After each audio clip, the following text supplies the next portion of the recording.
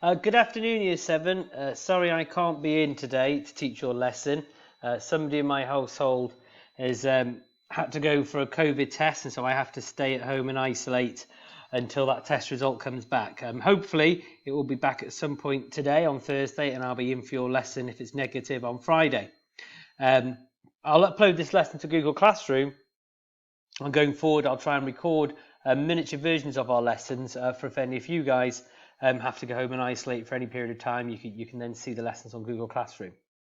So today I want you to have a look at this picture on the board. I want to have a look at it. I want to just to have a discussion with the person you're sitting next to about what's actually happened in that picture, what's going on. And what I'll ask to do throughout this lesson is when I set you a task, I'll ask the cover teacher if they wouldn't mind pausing this video, and that'll give you time to either think, discuss, or carry out your task. So 30 seconds, what's going on in this picture? If you can press pause now. So hopefully you've come up with some good ideas and you've shared those ideas as a group. So this picture is a very, very famous picture, and it's actually the result of a tectonic hazard called an earthquake. So we've been looking at plate tectonics, we've been looking at how the earth is structured and how the plates move, and this particular picture is an after effect of an earthquake. So, well, how does an earthquake cause a car to sink into the ground? So if you look at it there, it's not just been swallowed up in a massive hole, it's literally sunk into the ground. Well, it's a process called solifluction. And solifluction is something that can happen in an earthquake. And what happens is the ground shakes so much that the groundwater, the water beneath the ground, shakes up to the surface, and it causes the surface to behave more or less like a liquid, a bit like custard really, and it basically makes the whole land quicksand. Very, very rarely caught on camera, but it was caught on camera in the earthquake before the Japanese tsunami. Is a really good video of that, and perhaps when I'm back in class we'll have a look at some of those videos. So this is a really good picture of the effects of solifluction, which are caused by an earthquake. So we're going to be looking at earthquakes today. That's the whole part of the lesson. And we're going to be looking at what causes earthquakes, where they're found, what the key features of an earthquake are, and I want hopefully to be able to get on to how earthquakes are recorded and monitored. So I'm going to ask your teacher just to play this YouTube clip here, which I've sent in with the cover work. If you can play that YouTube clip, and then press pause on my video. Then once you've watched it, come back to this slide.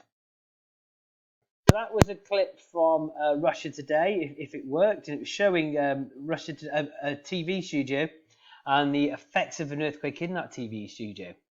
So I've put up here some different words in a mixed order, and I'd like you to put these words in the correct order so that they reveal the definition of an earthquake. So you've got short period, sudden and, of intense, ground shaking, is an earthquake.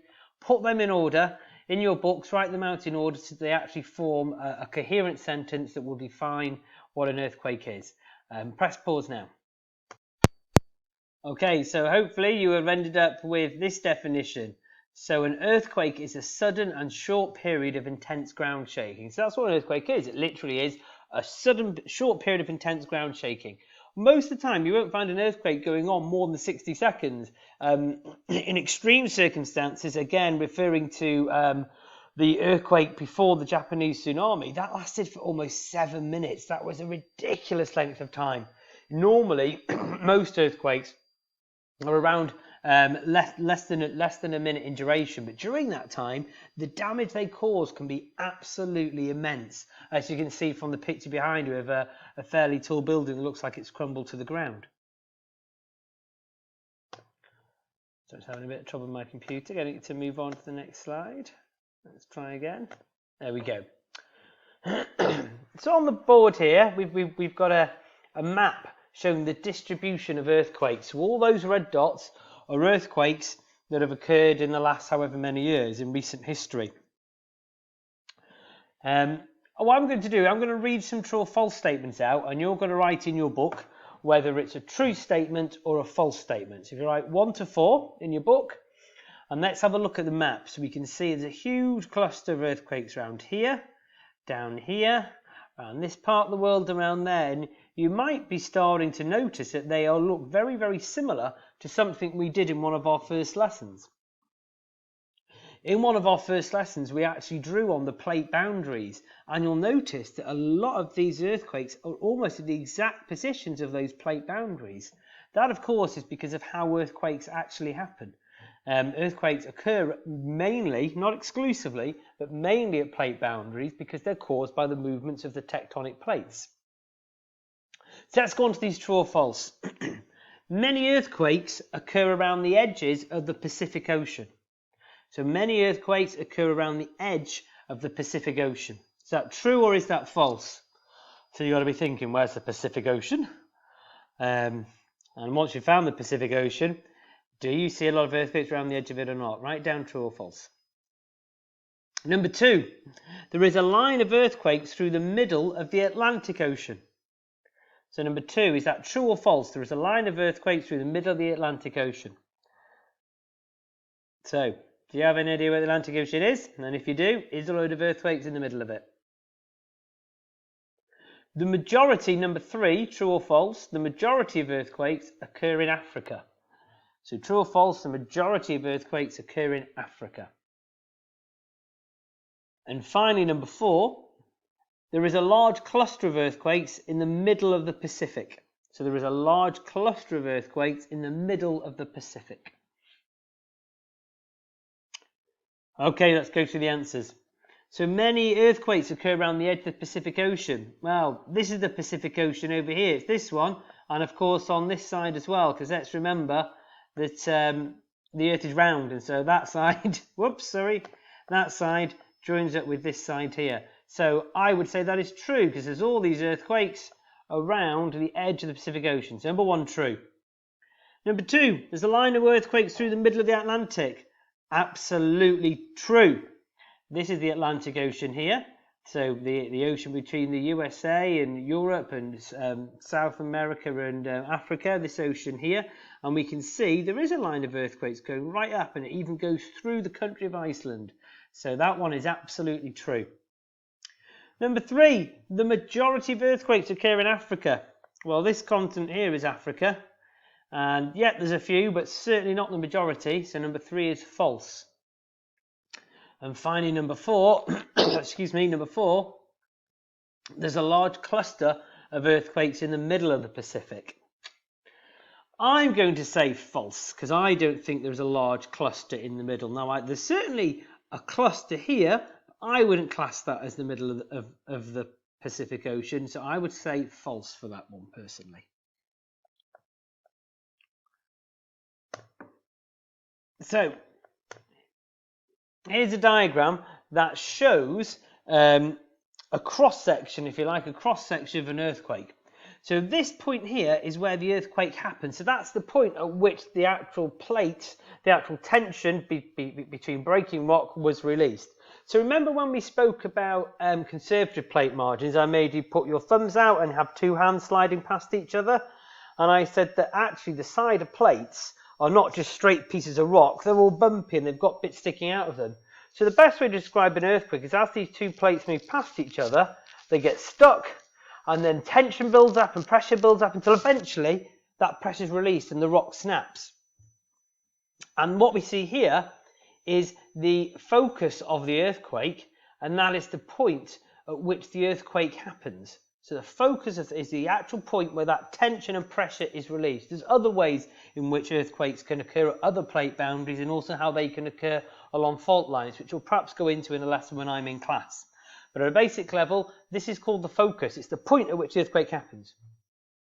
Directly above the focus is what we call the epicenter. So the epicenter occurs directly above the focus. That's the point on the surface directly above the focus. We've then got to look at where the most damage and the least damage is going to be caused. So we could, of course, measure, well, how far is location B from the epicenter and how far is location A from the epicenter? And we could simply say, well, I think the place closest to the epicenter will have the more damage because that's where the most shaking is going to be. Perhaps it's actually at this point worth me pointing out these circles coming away from the earthquake are what we call the shock waves. So they would go in that box there. So the shock waves are the shaking that spreads out from the center. So the closer you are to the epicenter of the earthquake, the greater the shaking. The further away, the shaking gets less and less. So when we're looking at how much damage is done, well, we could look at places closest to the epicenter, but there's other factors to consider as well. So this forest, if this was closest to the epicenter, how much damage would actually be caused if just a few trees fell down? Probably not a lot. It wouldn't be too much of an issue.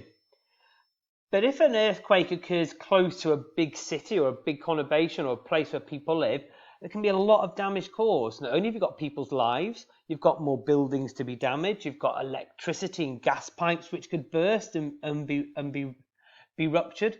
You've got huge amounts of economic damage that can be done if businesses and roads, etc., have to be closed. So when we're looking at damage, yes, we're looking at how close to the earthquake's epicenter it is, but we're also looking at, well, if there was an earthquake there, what is there to damage? If it's in a poor country with poorly built buildings, for example, then they're all likely to collapse in an earthquake. If it's in a richer country where the buildings are strong and they've been designed to withstand earthquakes, then maybe the damage would be a little bit less. Your next task, please, is to make a drawing, a copy of this diagram to show the focus, the epicenter, the shock waves, and where the most damage and least damage would be done in this particular instance. Please make sure you use a pencil.